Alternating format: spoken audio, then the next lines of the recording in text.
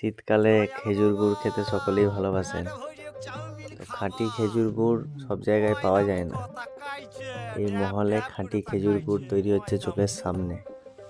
কিভাবে বানাচ্ছে দেখুন একবার। প্রথমে খেজুর গাছ থেকে খেজুর রসটা সংগ্রহ করে নিয়ে আসা হয়। খেজুর রস সংগ্রহ করে এই বড় বড় জায়গার মধ্যে ওটা ফোটানো হয়। তারপর বড় উনুনে গুড়টাকে হালকা হালকা করে ফোটানো হয়, এটা আরো ঘন করার জন্য। দেখতেই পাচ্ছেন আপনারা কি সুন্দর গুড়ের কালার হয়ে গেছে। যারা যারা খাঁটি খেজুর গুড় নিতে চান এই পিঠের সিজনে, পিঠের সাথে খেতে, তারা নিতে পারেন। খাঁটি খেজুর গুড় মাত্র 300 টাকা কিলো। আর চিনি দেওয়াও গুড় পাওয়া যায়, যেটা 120 টাকা 150 টাকা করে কিলো। অনেকে খেজুর গুড়ের পায়েস খেতে ভালোবাসে, তো এই গুড় দিয়ে পায়েস বানালে পায়েসটা খেতেও খুব সুন্দর লাগে।